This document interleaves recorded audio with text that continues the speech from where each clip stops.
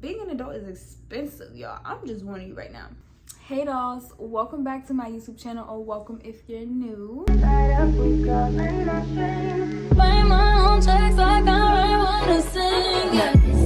watching my neck, it's flossy, make deposits, my gloss is popping, you like my hair, she thinks, just bought it, I see it, I like it, I want it, I got it.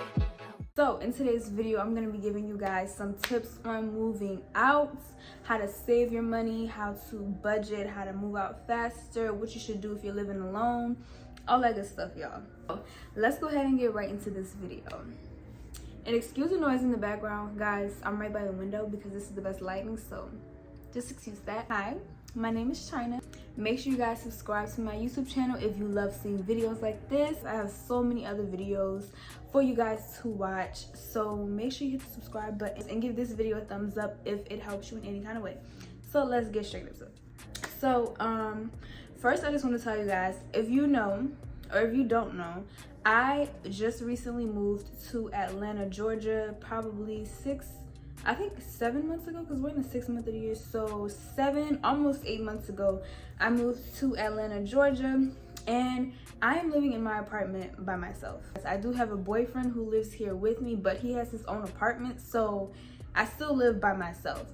So the first thing I really want to get into, because people really be asking me sometimes, like, how did you move out? So the first thing I want to talk about is just like moving expenses. So for me, I really don't know how much my moving expenses were, but I know it was a lot. So when I came out here to Atlanta, I used to live in New Orleans, Louisiana, so it's like a 6.5 hour ride. The first time I came out here, I drove, and then the second time I went back home to get my car and get some more stuff, I drove too. So the gas for that, it wasn't really expensive then as it is now because of this inflation or whatever. So that was a bit expensive, but I know what I didn't calculate when I was saving up for my move. I didn't calculate, like I said, gas expenses, getting my stuff there and back. I didn't calculate getting a moving truck and etc, etc. I ended up not getting a moving truck. I moved everything in my car, and I also had a rental car. So the first time I had the rental car, I drove here and I got a good bit of my stuff, but then when I came back, I brought everything in my car, or everything that I could bring. And then when I went back recently, about a week ago or something like that, and I have a vlog on that, so if you didn't see, you need to go see it. But when I drove back that time, I brought a good bit of my stuff again. So that's one thing I want you all to keep in mind, like when you're moving, wherever you are, it's probably gonna be, obviously it's gonna be cheaper when you're moving somewhere local or closer, but since I moved so far, it was more expensive. And then also when you're saving for your rent, I recommend saving at least 2 months rent, because you have to pay a deposit. Like majority of apartments have you pay a deposit depending on your credit, depending on your rental history, and then it also depends on how much your rent is. Like some places want you to pay 1 month's rent as a deposit, some places might just want you to pay $200.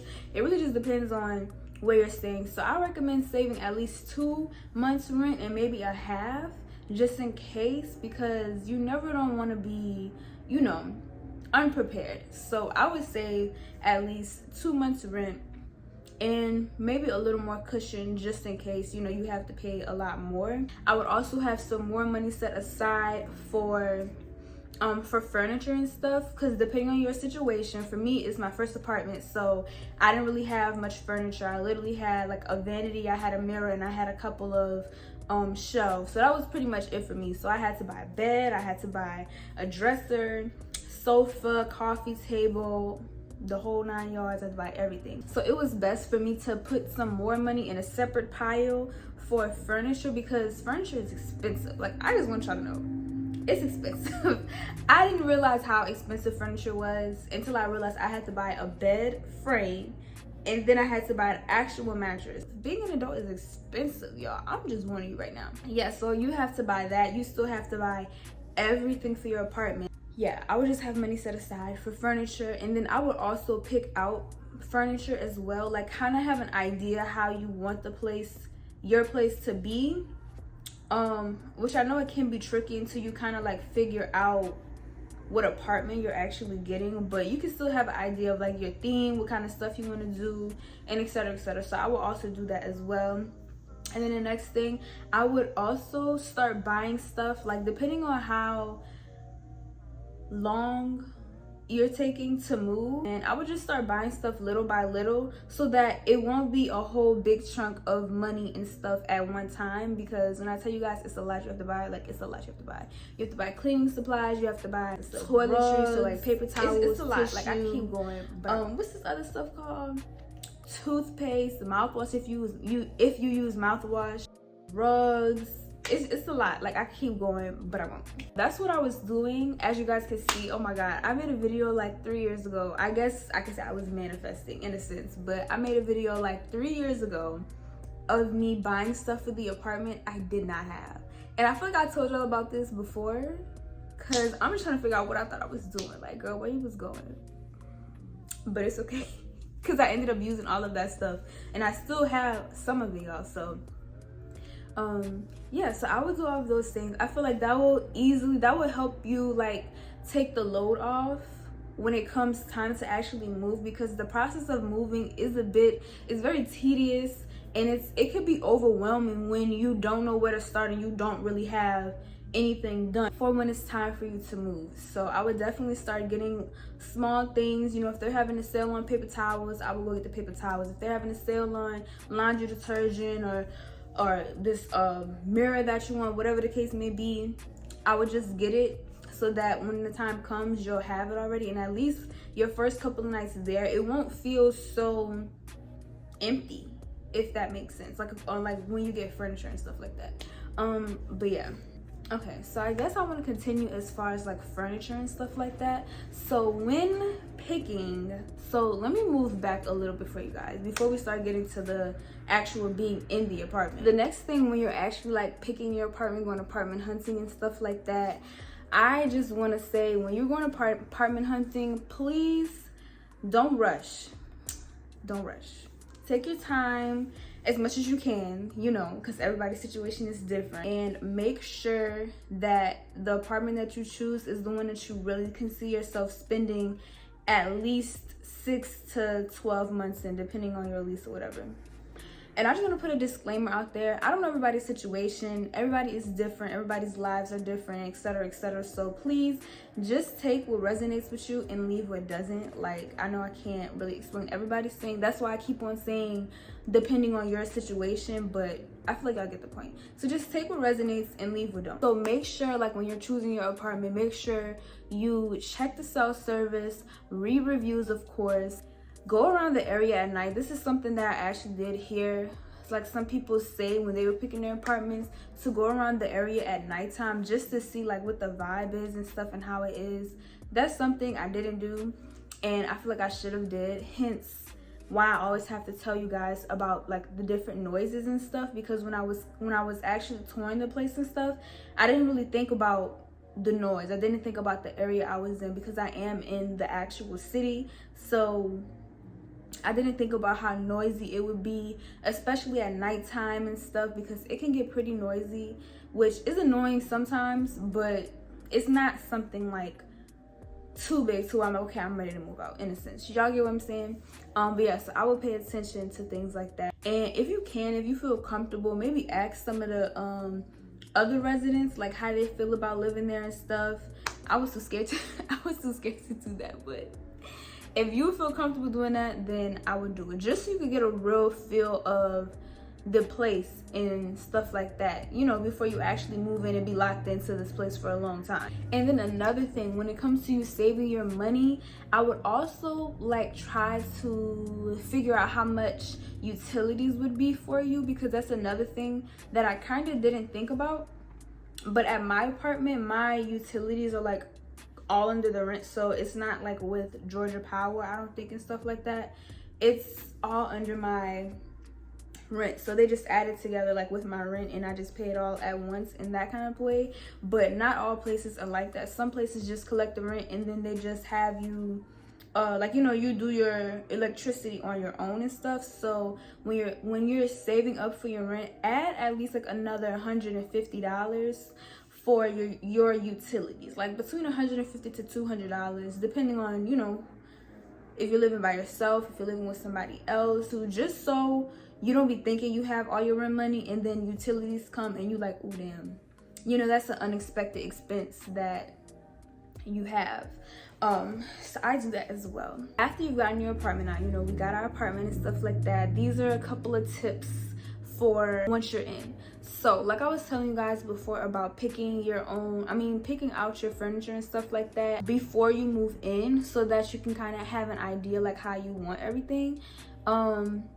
I will also just focus on one room at a time, because trying to get different stuff from all these different areas, like, you're never gonna finish, because, like, you know, you can't be working on this and there, then working on this and there, then working on this and there, and it's like none of the rooms are ever gonna be finished as soon as they would be finished if you just focus on one room at a time. Like, if you just focus on getting everything for your bedroom, or at least majority of the stuff for your bedroom, then at least that's one room that's like 90% done, 80% done, whatever the case may be. And then you can focus on your kitchen, and then focus on your bathroom and stuff like that. So instead of having all of these different, you know, rooms that are unfinished, you could have one room finished and then 2 or 3 other rooms that aren't finished yet. And then after you finish the one room, you know, you start with the next one and you just keep going, if that makes sense to you. That's what I'm doing. And I feel like it helps me more. It helps keep me sane more, to know that, like, when you come inside, it still doesn't look like an empty home, if that makes sense, y'all. I'm sorry, I just hope this makes sense. But you don't want it to look like an empty home. For a few months, I didn't have much furniture in my house, and it just made me feel so bad and sad, because I'm just like, oh my gosh, I just feel like I wasn't making progress. I felt like I wasn't getting much done. Like, I was just feeling really sad and really bad, because I didn't have a sofa, I didn't have my bar stools, I didn't even have a bed. I felt overwhelmed, and I started to feel anxious, because I'm like, dang, like, I keep doing one little thing in each room, and it doesn't feel like I'm making any progress, because nothing is done.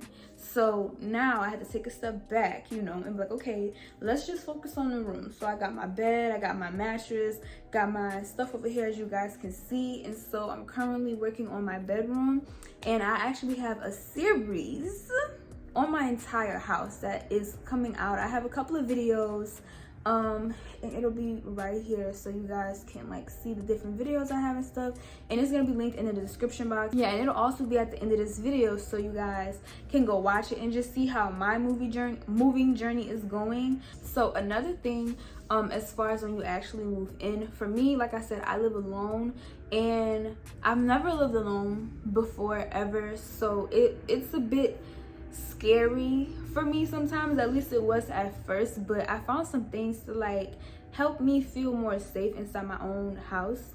So I did buy one of them security door things that you could put in front of your door, so that like at night, or even if you want it in the daytime, if somebody tries to break in or something, the security door thing will stop it. And it's like, my dad had one at his studio, and I couldn't even get in the door, y'all. I didn't even know it was right there. Like, I was trying to get in the door, I unlocked it and everything, and I couldn't get in. And so he moved the thing and showed me what it was. I was like, okay, I know I have to get that. But this was way before I moved. So I feel like having that makes me feel much safer. Like, even though I'm not saying my apartment isn't safe or my area isn't safe, but just being home alone, a lot of the times, like, it just gives me a peace of mind to know that I have that extra protection. And they have different forms of the security door thing or whatever. Like, they have the one that you just clip that's like this big, and then they have the actual bar one, and then I think they have one that go under the door too or something like that. I don't know, but you get the kind that you want, what works for you or whatever. But I definitely recommend getting one of those to help make you feel safer. So one more thing I wanted to tell you guys, like I said, if you're living alone, or if you're living in an apartment that has like a bunch of stairs and stuff like that, I know my apartment does, to where like when you're bringing groceries in, it may be a little difficult. You have to take multiple flights and stuff like that. I believe getting a wagon will help a whole lot, especially if you're alone and you don't want to keep on taking those trips, you know, leaving your door unlocked or having to lock the door, then unlock the door, then lock the door, then unlock the door. To avoid having to do that, I would get a wagon, and that way you can put all your groceries or whatever it is. You know, you can just push your little stroller, your wagon, push your wagon, and do it in one trip, you know, if you can. But do it in one trip, and that'll save you time, it'll save you energy. And Walmart has wagons. I think I saw wagons for like $45. I know Target has some, but they're like more on the pricier side. So if you're trying to save some coins, you know, trying to get you just a cute little wagon, just a cute little one, I would go to Walmart. But that's all for my video today, you guys. I hope y'all enjoyed it. Let me know how y'all moving journeys are going down below, or if you have any other tips for anybody in the comment. I might do a part 2 if I find some more tips that I have tried, because like I said, this is my first apartment. And I feel like once I move again, or maybe with more time, I'll probably have more tips and tricks for you guys to use. Follow me on Instagram and send me a DM on there, because that's the only really other place that I really be at. So good luck to you guys on your journey, if you're moving or if you're about to move, if you already moved in. Good luck, and I wish you all the best, and I will see you guys in the next video.